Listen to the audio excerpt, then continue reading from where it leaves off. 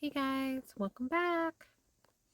We're on day 31. Today is the rest of Exodus, and then it's going to do the first couple chapters of Leviticus. I think I said that right.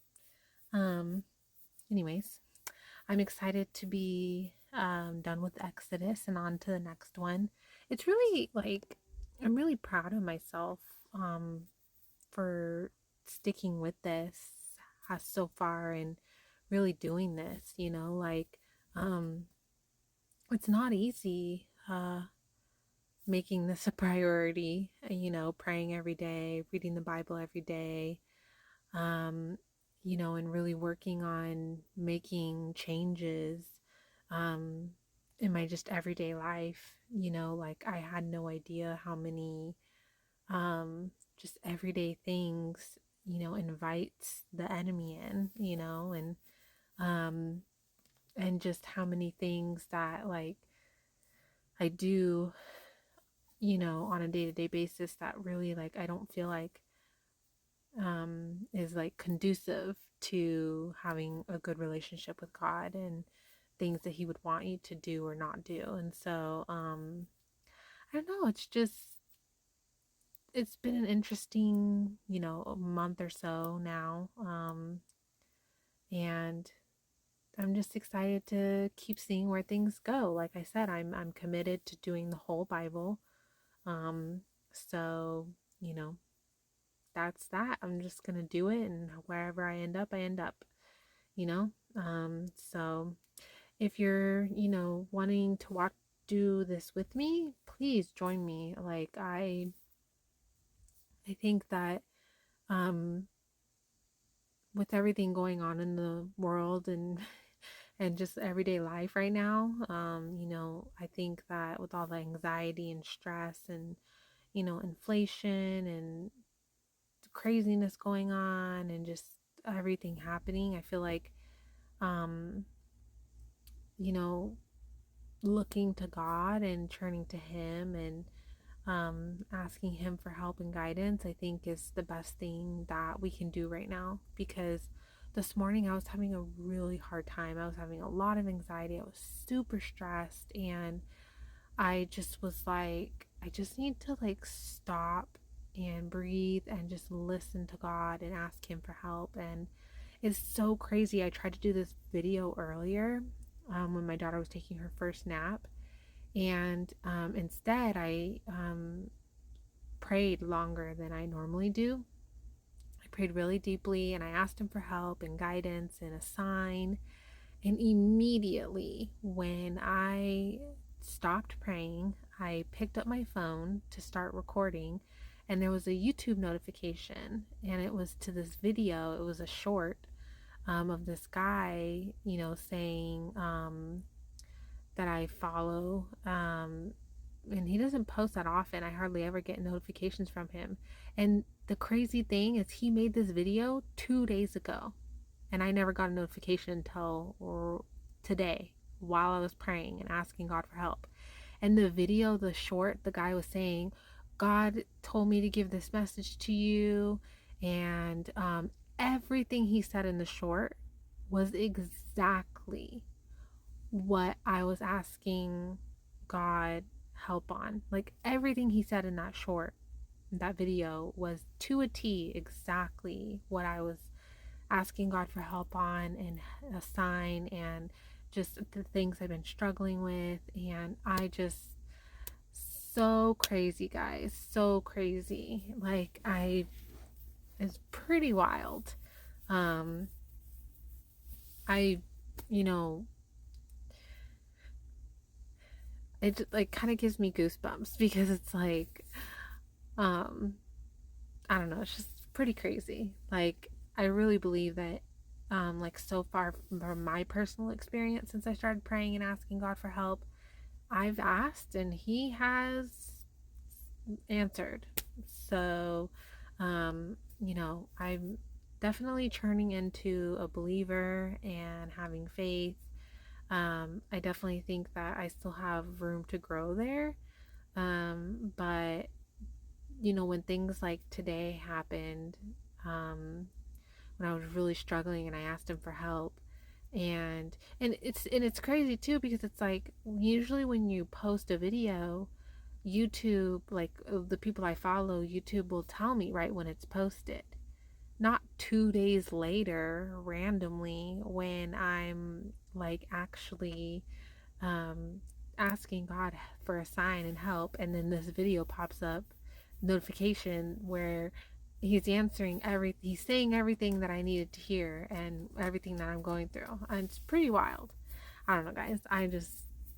It was pretty crazy. It definitely made me emotional earlier because I was like, whoa.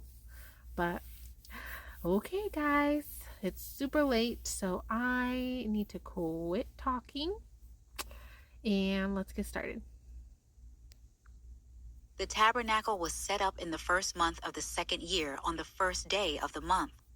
Moses set up the tabernacle. He laid its bases, positioned its supports, inserted its crossbars, and set up its pillars. Then he spread the tent over the tabernacle and put the covering of the tent on top of it, just as the Lord had commanded Moses. Moses took the testimony and placed it in the ark, and attached the poles to the ark. He set the mercy seat on top of the ark.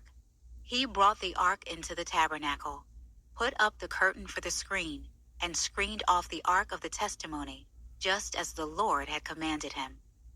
Moses placed the table in the tent of meeting on the north side of the tabernacle, outside the curtain. He arranged the bread on it before the Lord, just as the Lord had commanded him. He put the lampstand in the tent of meeting opposite the table on the south side of the tabernacle, and set up the lamps before the Lord, just as the Lord had commanded him. Moses installed the gold altar in the tent of meeting, in front of the curtain, and burned fragrant incense on it, just as the Lord had commanded him. He put up the screen at the entrance to the tabernacle. He placed the altar of burnt offering at the entrance to the tabernacle, the tent of meeting, and offered the burnt offering and the grain offering on it, just as the Lord had commanded him. He set the basin between the tent of meeting and the altar and put water in it for washing. Moses, Aaron, and his sons washed their hands and feet from it. They washed whenever they came to the tent of meeting and approached the altar, just as the Lord had commanded Moses. Next, Moses set up the surrounding courtyard for the tabernacle and the altar, and hung a screen for the gate of the courtyard. So Moses finished the work. The cloud covered the tent of meeting, and the glory of the Lord filled the tabernacle. Moses was unable to enter the tent of meeting because the cloud rested on it, and the glory of the Lord filled the tabernacle. The Israelites set out whenever the cloud was taken up from the tabernacle throughout all the stages of their journey. If the cloud was not taken up, they did not set out until the day it was taken up. For the cloud of the Lord was over the tabernacle by day, and there was a fire inside the cloud by night, visible to the entire house of Israel throughout all the stages of their journey. Then the Lord summoned Moses and spoke to him from the tent of meeting. Speak to the Israelites and tell them, when any of you brings an offering to the Lord from the livestock, you may bring your offering from the herd or the flock. If his offering is a burnt offering from the herd, he is to bring an unblemished male. He will bring it to the entrance to the tent of meeting, so that he may be accepted by the Lord. He is to lay his hand on the head of the burnt offering, so it can be accepted on his behalf, to make atonement for him. He is to slaughter the bull before the Lord. Aaron's sons, the priests, are to present the blood and splatter it on all sides of the altar, that is at the entrance to the tent of meeting. Then he is to skin the burnt offering and cut it into pieces. The sons of Aaron, the priest, will prepare a fire on the altar and arrange wood on the fire. Aaron's sons, the priests, are to arrange the pieces, the head, and the fat on top of the burning wood on the altar. The offerer is to wash its entrails and legs with water. Then the priest will burn all of it on the altar as a burnt offering, a food offering, a pleasing aroma to the Lord. But if its offering for a burnt offering is from the flock, from sheep or goats, he is to present an unblemished male. He will slaughter it on the north side of the altar before the Lord. Aaron's sons, the priests, will splatter its blood against the altar on all sides. He will cut the animal into pieces, with its head and its fat, and the priest will arrange them on top of the burning wood on the altar. But he is to wash the entrails and legs with water. The priest will then present all of it and burn it on the altar. It is a burnt offering, a food offering, a pleasing aroma to the Lord. If his offering to the Lord is a burnt offering of birds, he is to present his offering from the turtle doves or young pigeons. Then the priest is to bring it to the altar, and will twist off its head and burn it on the altar. Its blood should be drained at the side of the altar. He will remove its digestive tract. Okay, guys, I know this is supposed to be like, an offering, and I'm sure, when all of this was happening, it was probably like not so barbaric as I'm picturing it, but oh my God, it's just so like, uh, I, it's, it's hard for me to like hear all of this, you know, stuff in detail. It's like, like I eat meat, don't get me wrong. Like I eat chicken and steak and, like the occasional pork and like stuff like that. And like, I know that the animals have to be, killed and chopped up in order for me to eat them.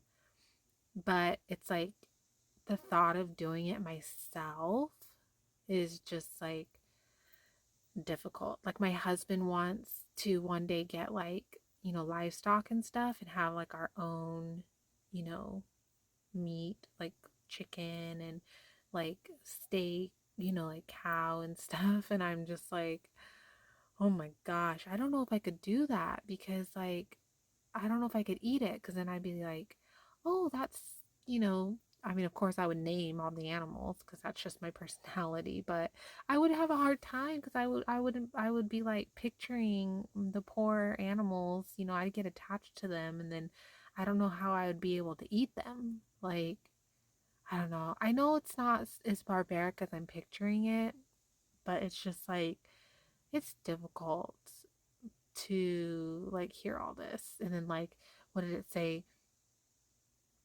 and will twist off its head like ugh and then now we're talking about removing its digestive tract and I just not my favorite part of the Bible. That's all I gotta say. Cutting off the tail feathers, and throw it on the east side of the altar at the place for ashes. He will tear it open by its wings without dividing the bird. Then the priest is to burn it on the altar on top of the burning wood. It is a burnt offering, a food offering, a pleasing aroma to the Lord. When anyone presents a grain offering as an offering to the Lord, it is to consist of fine flour. He is to pour olive oil on it, put frankincense on it, and bring it to Aaron's sons, the priests. The priest will take a handful of fine flour and oil from it, along with all its frankincense, and will burn this memorial portion of it on the altar, a food offering, a pleasing aroma to the Lord. But the rest of the grain offering will belong to Aaron and his sons. It is the holiest part of the food offerings to the Lord. When you present a grain offering baked in an oven, it is to be made of fine flour, either unleavened cakes mixed with oil or unleavened wafers coated with oil. If your offering is a grain offering prepared on a griddle, it is to be unleavened bread made of fine flour mixed with oil. Break it into pieces and pour oil on it. It is a grain offering. If your offering is a grain offering prepared in a pan, it is to be made of fine flour with oil. When you bring to the Lord the grain offering made in any of these ways, it is to be presented to the priest, and he will take it to the altar. The priest will remove the memorial portion from the grain offering and burn it on the altar, a food offering, a pleasing aroma to the Lord. But the rest of the grain offering will belong to Aaron and his sons. It is the holiest part of the food offerings to the Lord. No grain offering that you present to the Lord is to be made with yeast. For you are not to burn any yeast or honey as a food offering to the Lord. You may present them to the Lord as an offering of first fruits, but they are not to be offered on the altar as a pleasing aroma. You are to season each of your grain offerings with salt. You must not omit from your grain offerings the salt of the covenant with your God. You are to present salt with each of your offerings. If you present a grain offering of first fruits to the Lord, you are to present fresh heads of grain, crushed kernels, roasted on the fire. For your grain offering of first fruits, you are to put oil and frankincense on it. It is a grain offering. The priest will then burn some of its crushed kernels and oil with all its frankincense as a food offering to the Lord. If his offering is a fellowship sacrifice, and he is presenting an animal from the herd, whether male or female, he is to present one without blemish before the Lord. He is to lay his hand on the head of his offering and slaughter it at the entrance to the tent of meeting. Then Aaron's sons, the priest, will splatter the blood on all sides of the altar. He will present part of the fellowship sacrifice as a food offering to the Lord. The fat surrounding the entrails, all the fat that is on the entrails, and the 2 kidneys with the fat on them, at the loins. He will also remove the fatty lobe of the liver with the kidneys. Aaron's sons will burn it on the altar along with the burnt offering that is on the burning wood, a food offering, a pleasing aroma to the Lord. If his offering as a fellowship sacrifice to the Lord is from the flock, he is to present a male or female without blemish. If he is presenting a lamb for his offering, he is to present it before the Lord. He must lay his hand on the head of his offering, then slaughter it before the tent of meeting. Aaron's sons will splatter its blood on all sides of the altar. He will then present part of the fellowship sacrifice as a food offering to the Lord, consisting of its fat and the entire fat tail, which he is to remove close to the backbone. He will also remove the fat surrounding the entrails, all the fat on the entrails, the 2 kidneys with the fat on them at the loins, and the fatty lobe of the liver above the kidneys. Then the priest will burn the food on the altar, as a food offering to the Lord. If his offering is a goat, he is to present it before the Lord. He must lay his hand on its head and slaughter it before the tent of meeting.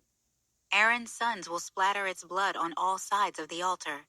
He will present part of his offering as a food offering to the Lord.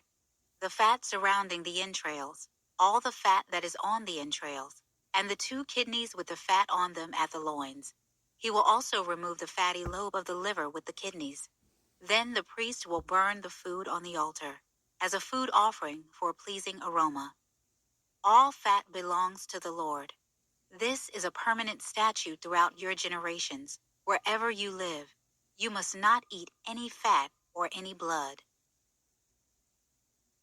Then the Lord spoke to Moses, "Tell the Israelites, when someone sins unintentionally against any of the Lord's commands and does anything prohibited by them, if the anointed priest sins, bringing guilt on the people, he is to present to the Lord a young unblemished bull as a sin offering for the sin he has committed.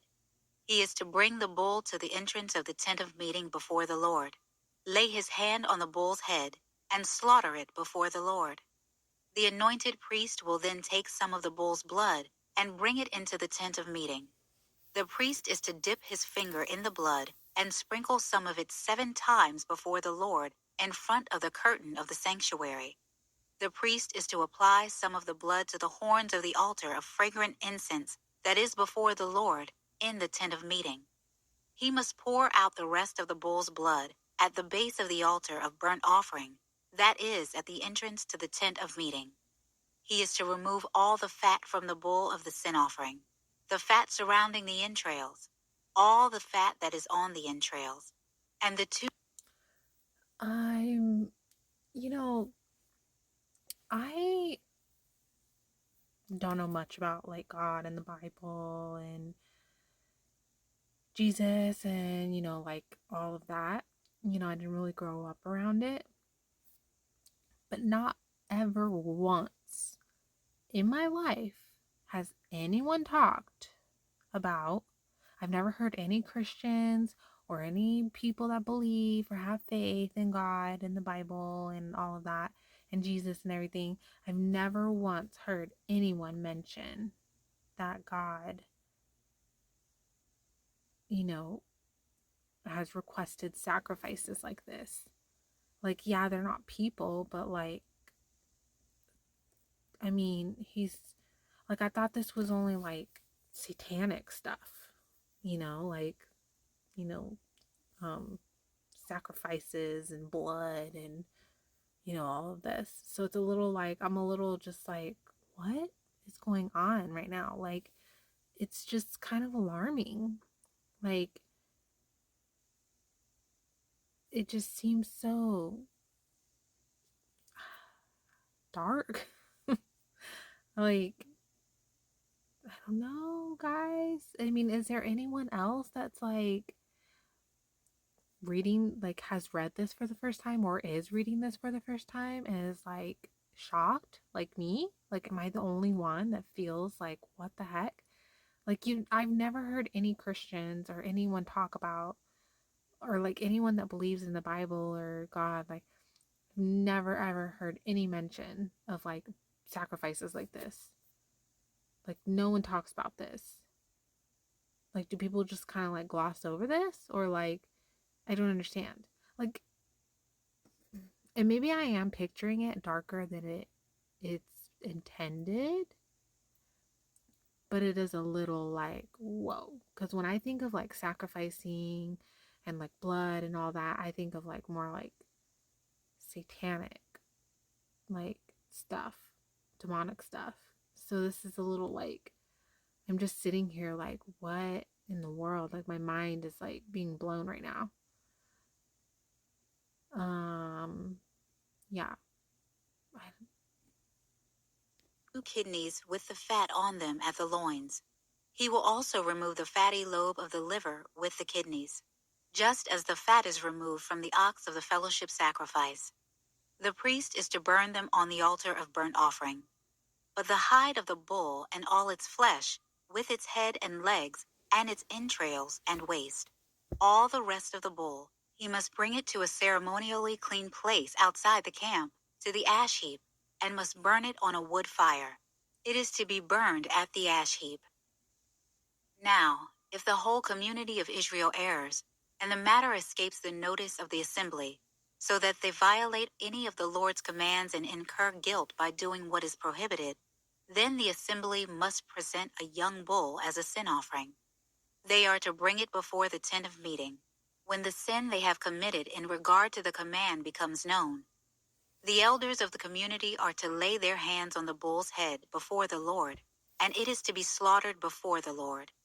The anointed priest will bring some of the bull's blood into the tent of meeting. The priest is to dip his finger in the blood and sprinkle it 7 times before the Lord in front of the curtain.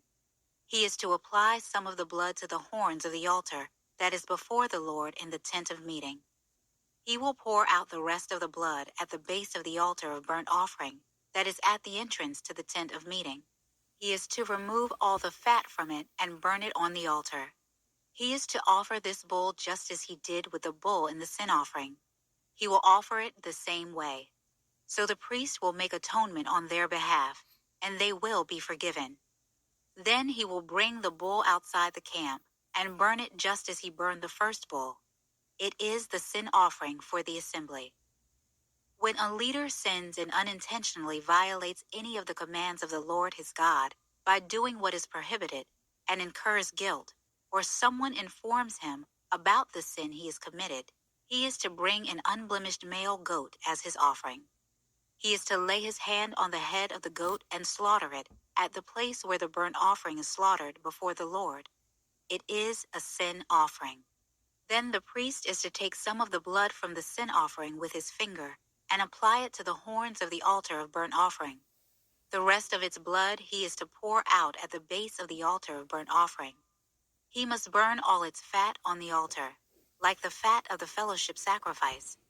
In this way, the priest will make atonement on his behalf for that person's sin, and he will be forgiven.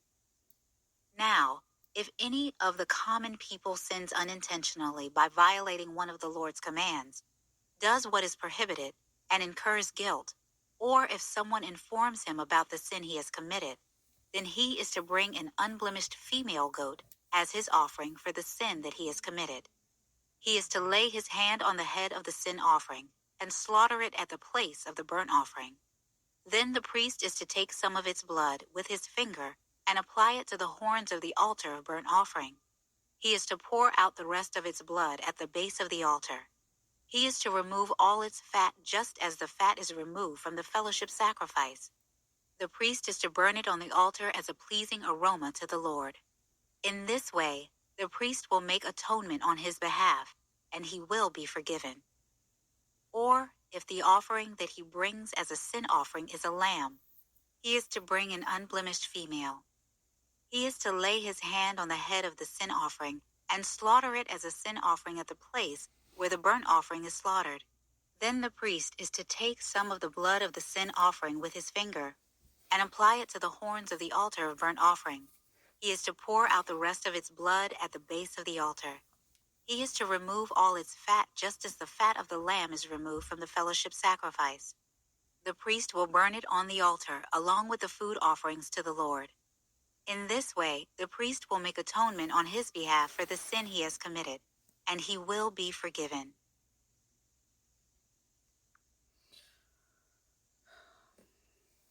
Guys, I don't even know what to say right now. I'm a little. Mm, mm, I don't know, guys. I'm gonna have to like Google this or something because, like, I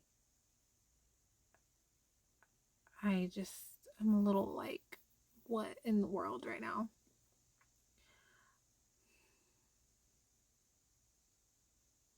Yeah, I don't know what to say, guys. I'm a little in shock right now. It's very like, um,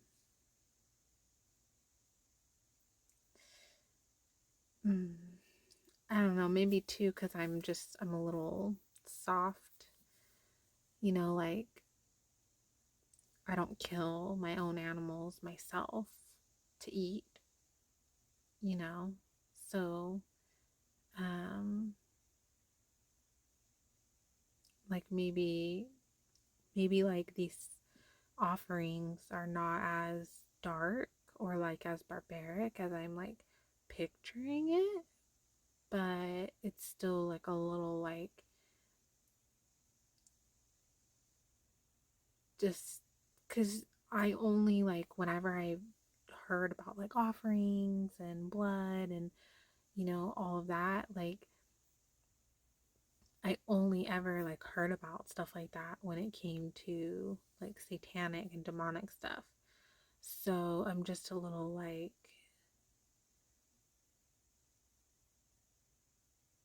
I've never heard any Christian or God believing person ever, like I've never seen or heard them talk about like this stuff from the Bible. So it's just a little, um, I'm in shock, guys. Okay. Well, I'm gonna go because I need, I think, some time to process. And we will reconvene tomorrow. And hopefully, I will have some more clarification on all of that before tomorrow's video. So, good night, guys.